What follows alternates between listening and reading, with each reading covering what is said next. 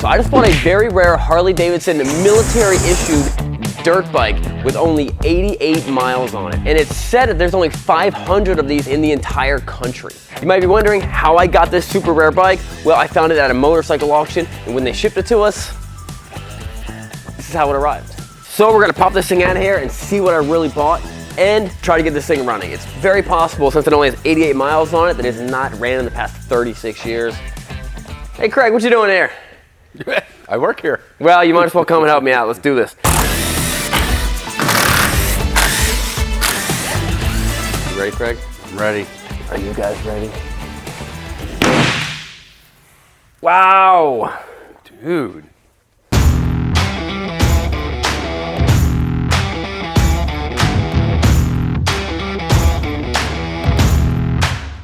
So, the first thing I'm noticing is, this doesn't look like a new bike. Craig, what do you think, man? It does not look like a sub 100-mile bike. Does that look like a brake drum of a 88-mile bike? It does not. The auction listing was very strange. The people at this auction, they know new bikes, and this is kickstart only. The rare ones had an electric start and kickstart. This was kickstart only, and the people were like, has low compression, does not run. You look inside of it, it's the most bone dry thing you've ever seen. So that makes sense why it doesn't run. But they wouldn't know what type of compression it's supposed to have. And generally, military bikes are made with really low compression. They want it to be very reliable.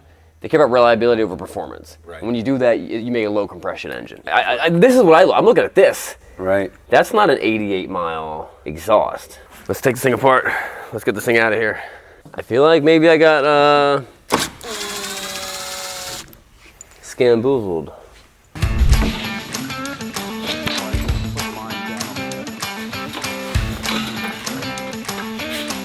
Greg, check this out.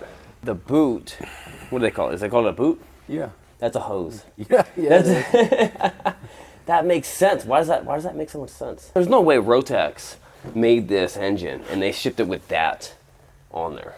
I wouldn't think so. So I actually didn't tell you guys what this bike is actually called. This is the Harley Davidson MT500. I got some buddies who are Harley experts. They know everything about Harley Davidson. You ask them about the weirdest bikes, and that, they made 1 out of 1. They know everything about it.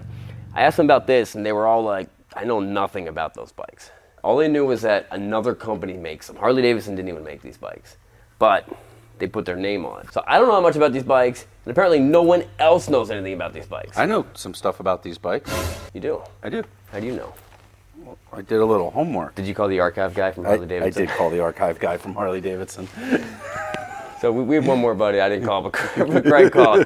That's the archive guy at Harley Davidson. He actually knows everything about everything.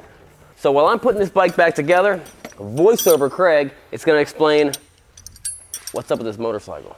The MT500 was a motorcycle that Harley brought over here in an attempt to secure the military contract, just like they did in World War II with the WLA. Now, since they didn't make a dirt bike or anything else suitable for the off-road, they bought the rights to this British-made bike and brought the production to York, Pennsylvania. It was powered by a Rotax 500cc motor, which made 28 horsepower. And because this bike is British and Austrian, you'll notice the Kickstarter's on the wrong side. Rumor has it that only a few of these bikes made it in the Desert Storm, but Harley never got the contract from the US military, ultimately getting beat out by one of the most reliable motorcycles ever built, the Kawasaki KLR 650, which was converted to run on diesel, which became a requirement for the military. Only 500 of these motorcycles were ever made, making the MT500 one of the rarest and strangest motorcycles to ever wear the Harley badge. Voiceover Craig needs to figure out if an Italian-made, British imported Harley Davidson with now a Canadian engine is going to be running metric or standard. The guy who we bought it from said that he thinks this bike came from Germany. We don't know what this bike was doing in Germany. According to the information that we got, the Germans never actually used this. But somehow he said this thing came from Germany. Well, maybe it found its way to Germany and then Germany to here. I don't know. We really have no idea. So even though the story of this bike is a little bit cloudy and seems to get cloudier the more we dive into it, it's still pretty interesting, and hopefully we can get it to run.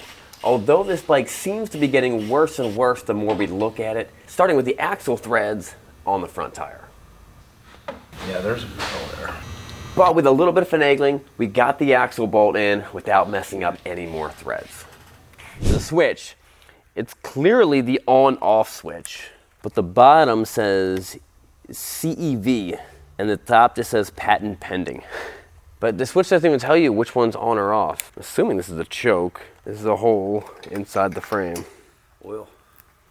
Tell me what that smells like to you. Oil. That smells kind of like gasoline. Dan, taste it. All of us motorheads taste the oil to make sure it's good. Yeah, that's You need to taste about a couple hundred of these before you really start to refine your palate.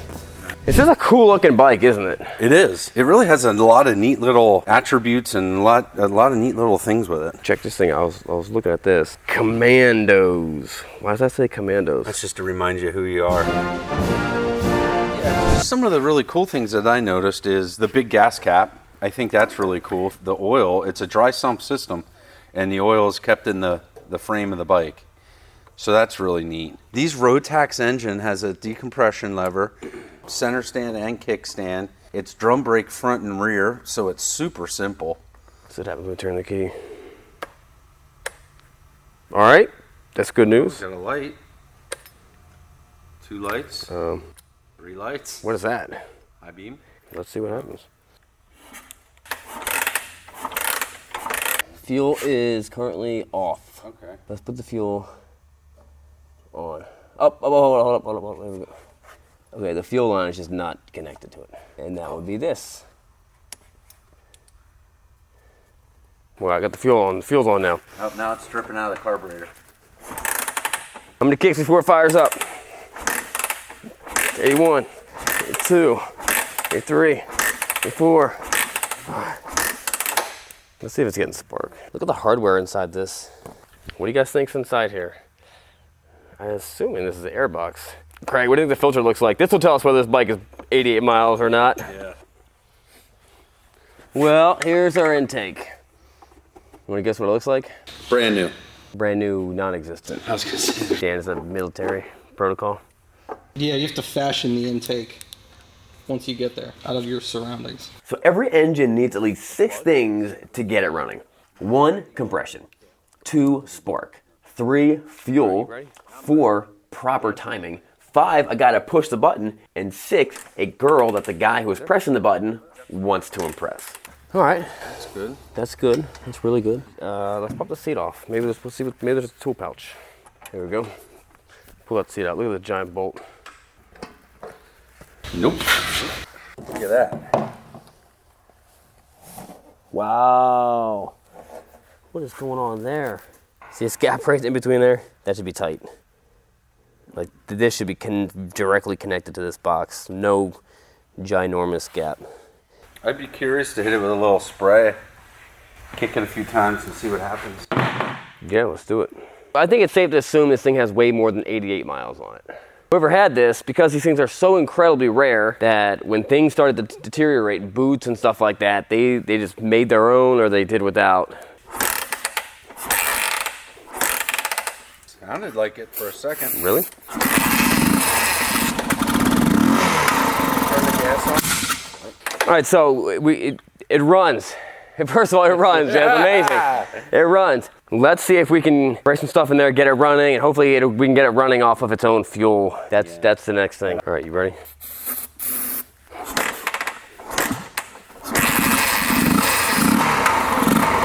That's running off of the carburetor. See that smoke? So the carb is dumping oil. All right, so It runs. it's not a very finely tuned machine because the intake's hanging off on both sides and it still runs. So that's exactly what the military wants. You want it to be able to run no matter what. That peaks brakes off, it's still gonna run. That's awesome. It does run pretty good. Let's see if we can button up some of these issues. It's dumping fuel out of the carburetor right onto a really awful spot, which is the exhaust. But it is running off its own fuel from the carb. Let's see if this thing runs. Let's see if we can actually get this thing to move on its own. What else is in these saddlebags? Look in there, Dan. Kids, this is where mice live. So after doing some very scientific tapping on the motorcycle with a wrench, and after seeing that we were missing some parts on this bike, and chances are might be impossible to find, we did the only logical thing that any self-respecting adult would do. We sat down on the couch and started watching YouTube videos in hopes to muster up the strength to get back out there and get this bike running again. All right, so everyone's always asking me, Sean, what kind of gloves do you wear when you ride your motorcycles? These are the M1 Moto 508. This is one of the only gloves on the market with Kevlar. This whole thing is Kevlar. These are actually the original prototype gloves. This is the first glove ever made of this kind. This is the second glove ever made. And I still wear them. This is the actual glove right here that I drug my hand on the asphalt for about a quarter of a mile. All it did was it started wearing through one of the threads right here. But it's been like that for about 3 years. These are the baddest gloves out there, one of the toughest gloves out there. It's the only gloves that I trust with my hands. Check them out at bikesandbeardsgear.com or m1motogear.com. The link will be in the description. Let's go back and let me go help Craig with this bike. Well, it's not leaking right now. It's holding, it's keeping fuel in. Yeah, and we have oil in it. All right. So what we could do, if the carburetor will come this way, see if we can get this off. There we go. And then let's put these on there. It's just about there. Not quite. This is literally the most poorly cut hose I've ever seen in my life. He's like, we don't got a knife to cut this hose. Let's get a gopher to chew it off for us. Like a apprentice went at it with a dull beaver. Oh, started leaking fuel again. Oh, good. All right, let's try to fire this thing up again. Horn works. Let's give it idle.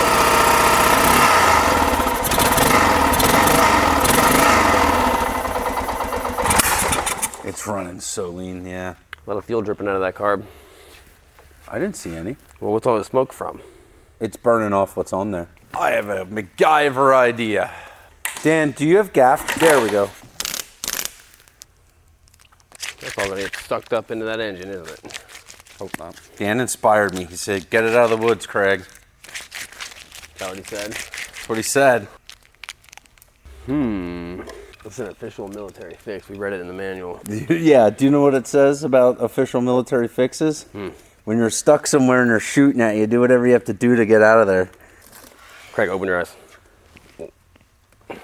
I'll never get over Craig when he sprayed gasoline right in my face. In my eyeballs. Okay, so that's gonna stop some air. Let's get this thing outside so we can get it running, throw the seat on there, and then just jump on it and ride it. So we did our best to put a gaff tape seal around where the intake boot used to live, and hopefully this will get us out of the woods. See, I really want to ride this bike. Craig's all trying to make it right and perfect with gaff tape and stuff like that. I just want to jump on it and ride it. I want to make it run.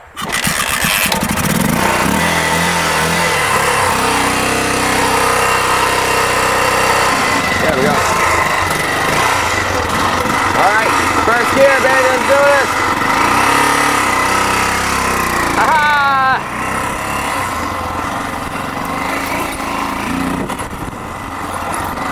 Doing pretty bad. It's not bad.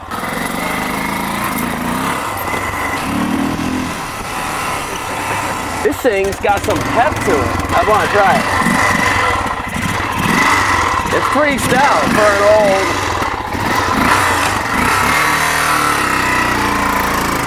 That thing's pretty impressive, actually. That's not bad, right? No, not at all.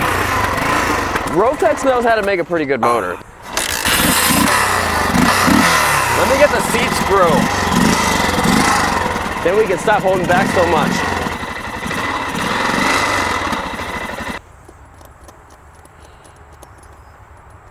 Check this out, Dan. So you have a nice looking paint job right here, underneath here. Nice looking green. And then they painted over with this stuff. Is this too shiny? This is too shiny for the military, and they wanted to make it a little more, I don't think the military did that.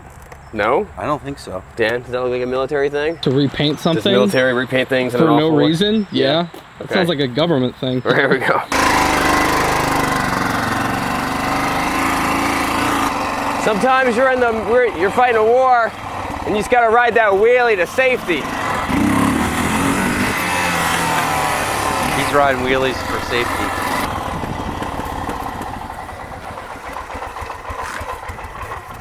really wants to idle. It's getting close. All right, guys, that wraps up this video. We got some parts we got to order to make this thing right. Hold on a second, I got a call. It's the police department. Hello? Yeah, I bought them. Okay, let me call you back. All right, thanks. We got them, Craig. Nice. We got them. Guys, don't forget to subscribe. See you guys next time. And don't forget to watch this other awesome video right here.